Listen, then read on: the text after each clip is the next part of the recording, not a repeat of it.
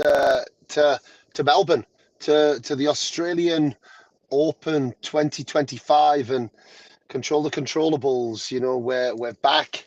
My name is Dan Kiernan. For those of you that don't know me, if you are listening to this, then just a couple of little things. If you're listening to this on YouTube, one, we're here to ask your questions.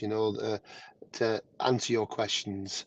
The whole thing about doing these YouTube lives and getting the podcast out there is to try and bring the real insight into what's going on in the world of tennis. It's not always accessible to everybody. We did from Riyadh WTA finals in Riyadh, we brought that to you, and the feedback was great. So we're going to do the same here in Melbourne. I probably won't do every single evening. I am now not only the coach of Gabby Dabrowski and Erin Routliffe, but also of Nikola Mektic and Michael Venus. So I'm hoping I'm going to have a busy time. I've just got here last night from Auckland, where I was there with the boys who came away as the champions of the ATP 250. So a fantastic start for them of the year and for the partnership. And then Gabby and Erin were also with me preparing for the Australian Open. So hoping for another healthy 2025, happy 2025 for both teams, and hopefully lots of success on the court, which I have no doubt will come if they're doing the right thing. So please do get your questions in, even if your questions come late or you are listening to this in a podcast form, then please also send your questions as well. What do you want to know about the Australian Open? We do have a few questions that have come in, but what insight do you want? I'm here, we're on the ground. What is it that you want to know? There'll be a few little things that I will talk about today, but in general, I will also try and bring some guests on. So I've already had a conversation today with Marcus Willis. Anyone that knows Marcus will be smiling because he's an amazing guest to have, and he's got a great story. He has been on the podcast before, but Marcus will be joining us at some point. He's made the main draw of the Slam, playing with Cameron Norrie. Really incredible. He stopped playing tennis, stopped playing tennis maybe 4 or 5 years ago, took a couple of years away from it, and then decided I'm going to get myself in shape. At the later stage, right, age 32 or whatever he was when he made the comeback, it's incredible. He's now in the top 80 in the world. So we'll be having him on. Plenty more people, meeting lots of people as always at these Grand Slams. It's like a little reunion of tennis people. So it won't just be my voice. It won't just be my face. There'll be plenty more people. Betty, I've just seen a message come through here. Happy New Year and an even better year to come. Thanks, Betty. And as ever, thank you for your support. You're one of our day ones. You've been there from the absolute start with Control the Controllables, and we massively appreciate that. So hope all is well back at home in Belgium, and hope you and your family have a great year as well. To jump in, just as sort of different questions might come through, I guess I was looking into a couple of little topics I wanted to just bring up on day one, maybe get some thoughts going. Things that you might have heard of or you might not, and at Grand Slams, and we've got the two P's, so practice, court, priority. I want people's opinions on this. I happen to be the coach of the number 2 seeds in the women's doubles and the number 5 seeds in the men's doubles. For me, that shouldn't mean anything. They're all tennis players, but there's this kind of common thing that happens at tennis tournaments, and I hate entitlement. And but I do really struggle because you try and you book a court. We tried to do it in Auckland last week.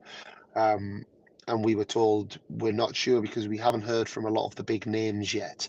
So if you can come back later, we need to get the courts booked for the big names first. And it always leaves a bit of a funny taste in my mouth. And it's the same here at Australian Open. There's certain privileges for seeded players, but seeded singles players not the privilege for the seeded doubles players. And then it's rained here in Melbourne. It's day one. It's day one of the matches. Heavy rain. You know, we were on the 12 o'clock practice over at what they call Scotch College, which is a beautiful school, but it has courts. You know, and the first few days of the slams, it's hard to get on the main courts. So we were over there practicing. 12:02, a few little drops of rain came. 12:03, the biggest drops of rain you've ever seen. They were like footballs coming down, and 12:04, thunder and lightning. And we were caught under an umbrella for about 15 minutes with like a river coming past us on the court. And we needed to get out of there. So we ended up missing that practice. So obviously it all went a bit mad. There's 8 indoor courts here at the National Tennis Centre at Melbourne Park, and it's like a zoo, and it's good to see, right? Because you've got some of the best players in the world, and people are sharing courts and hustling for court time. And you know, we get that at the academy sometimes, where people complain that there's 4 players on a court, or they complain that they can't get long sessions. But it's the reality of our sport. However, the 2 players that had their own courts were Arina Sabalenka. She had her own court with her own hitting partner. You then had Alexander Zverev with his own court, with his own hitting partner.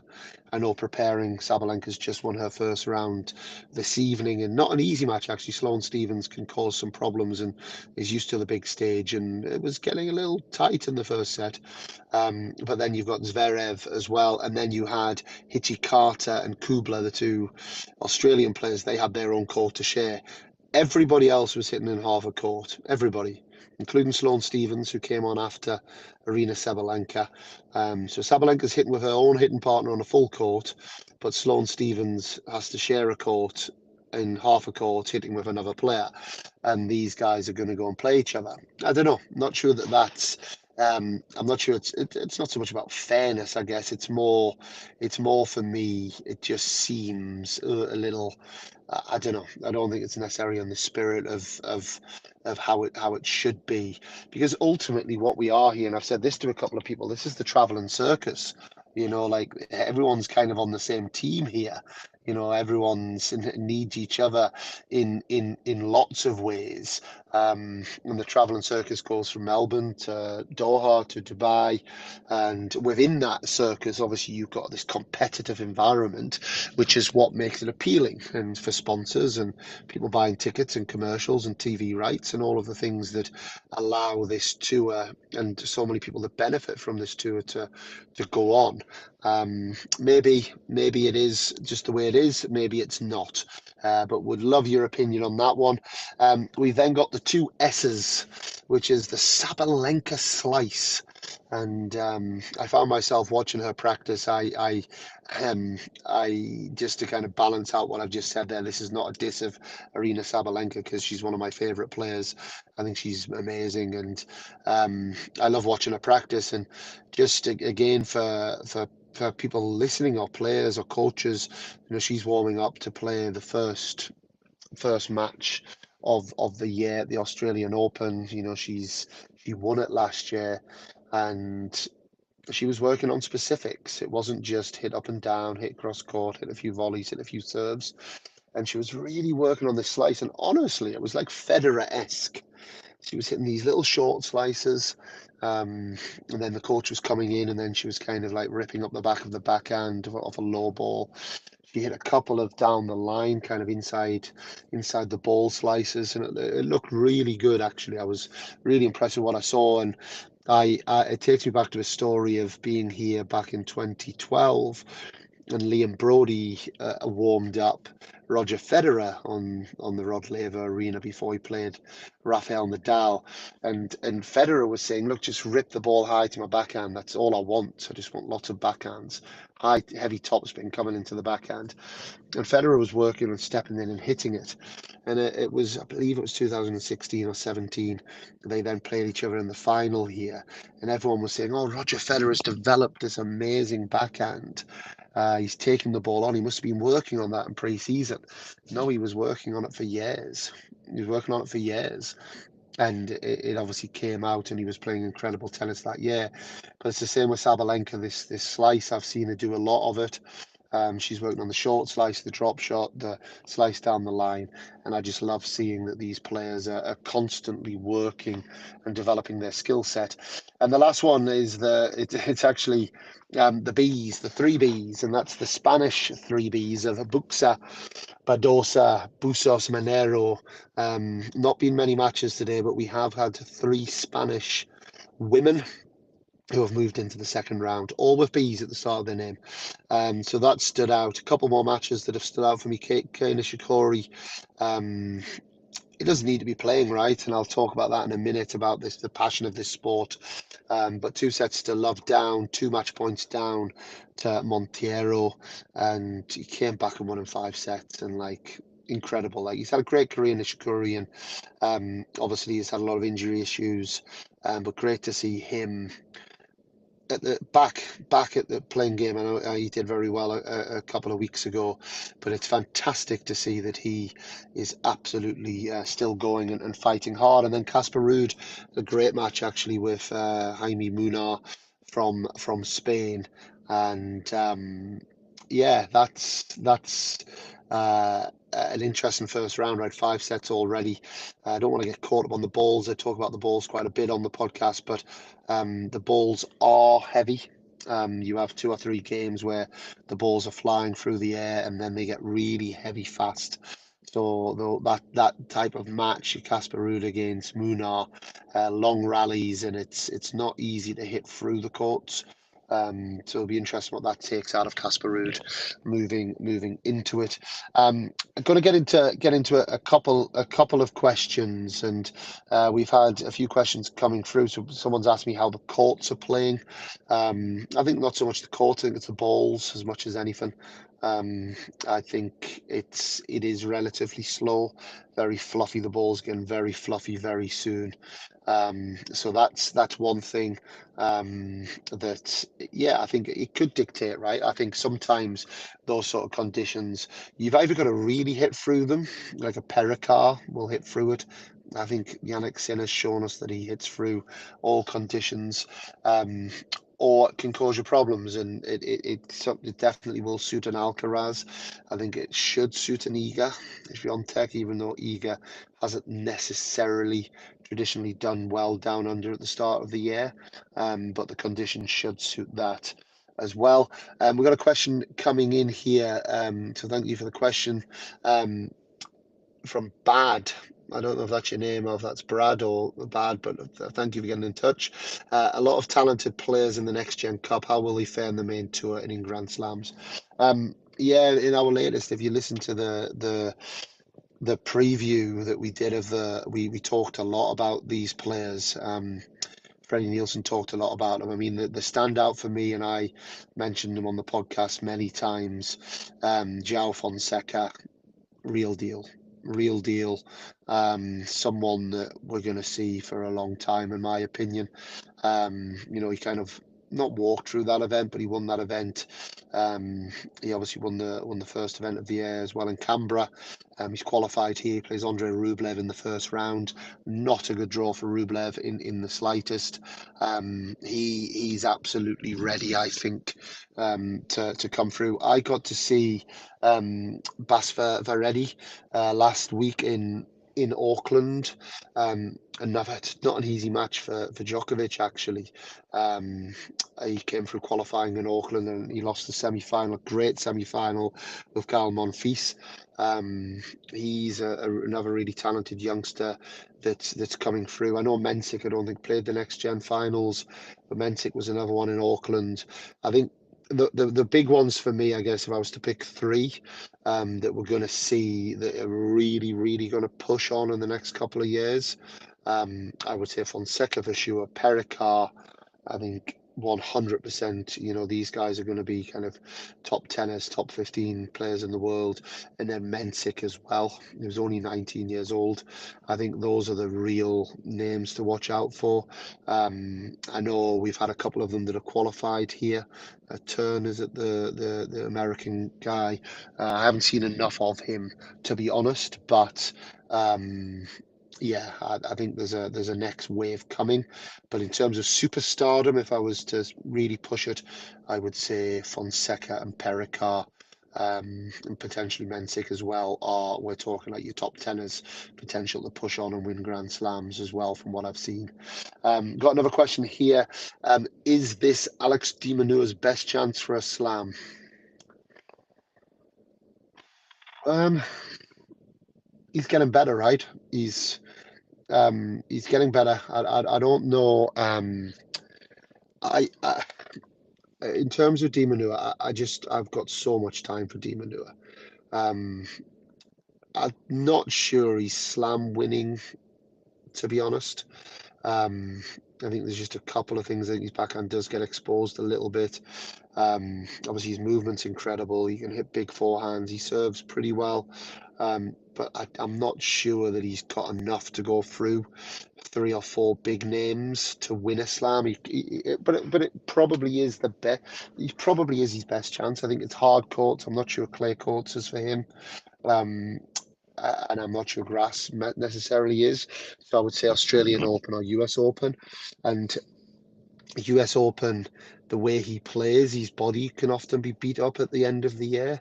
It's not easy to play that way, and run that much. So, maybe, and then Australia, obviously the Australian summer, big crowd favourite here, crowd behind him. Yeah, I would say it's his best chance. But as much as I love him and think he's incredible, I'm not sure when we're talking about winning slams, it's different, right? The one that actually, we got the question here, who do I think will win? I've gone for Sinner on the podcast last week, but honestly, I've got a feeling about Zverev. Um, but it's taken Zverev all of this time. Zverev's what, 28 years old this year, and I think he's just got himself in to be a real contender. I know he's played a couple of finals, but like I think he's a true contender now, Zverev. And he's added to his game and he serves out of a tree.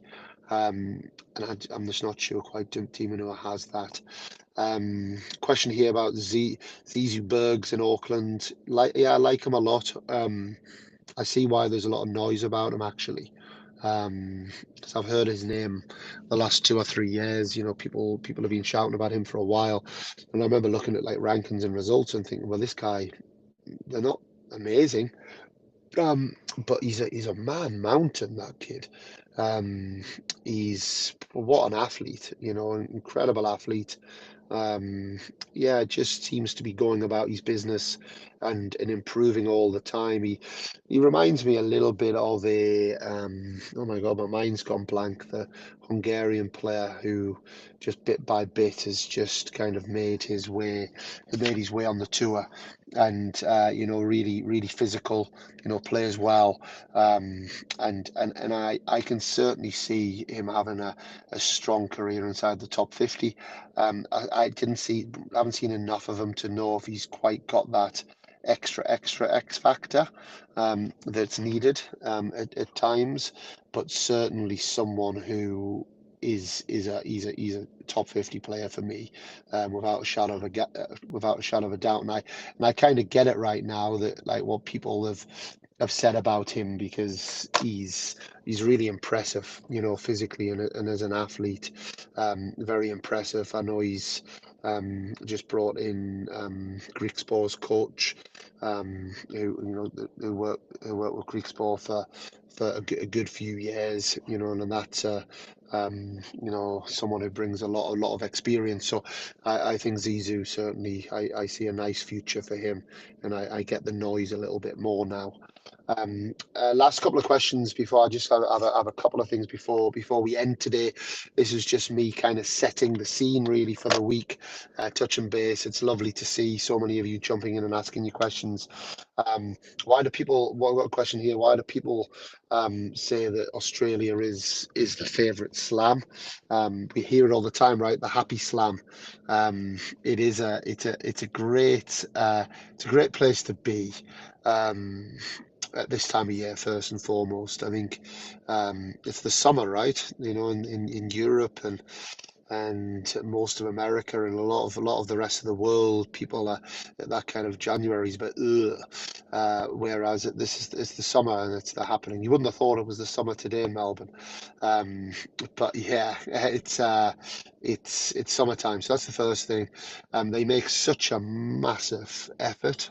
Um, in every way. Like I'm even doing this. I'm still at Melbourne Park. It's 10:20 at night. I'm in like a soundproof little pod. I've been able to look after everything at sort of tennis academy whilst I'm still here coaching the players. Um, the food, the way they looked after, um, everything's just done really well. Like the little things. I can get a massage and physio as a coach. We've got our own coaches lounge, um, lots of different areas, and they're adding things all the time. There's many different gyms. Because the one thing with Grand Slams, if you think about it, right, you've got 128 players, men and women. Then you've got the doubles players. Then you've got people are qualifying that are then just hanging around. Teams of like 4 or 5 different people. It's lots and lots and lots of people.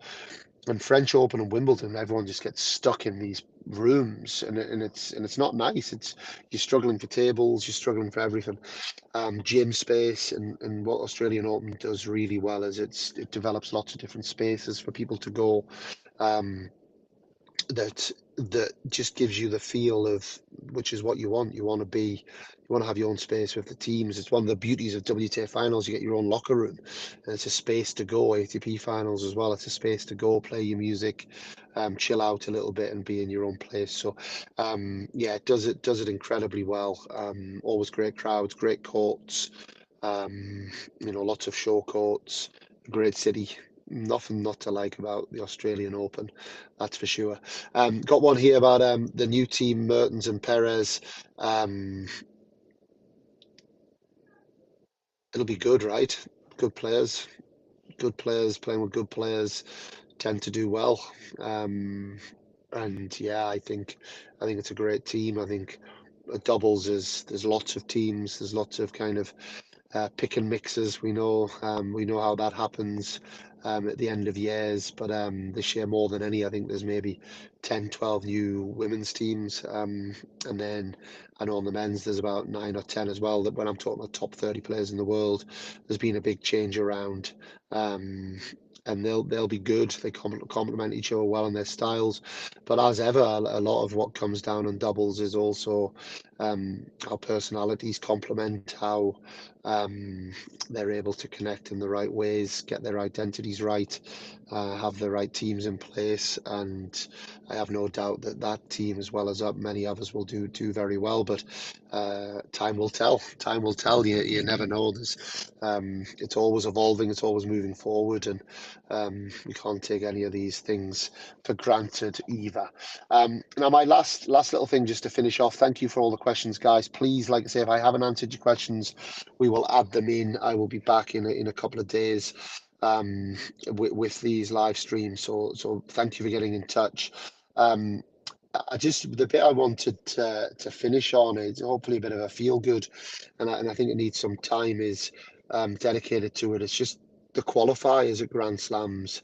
Um, some of my favorite videos and content that comes out of tennis every year is the emotion of players qualifying at a Grand Slam. And we've got our own Tamara Zidanzek, who's coached by Mike Digby at sort of Tennis Academy. She qualified and she's a former semi-finalist at Roland Garros, but seeing her reaction, spending time with her the last couple of days, it means something. It's a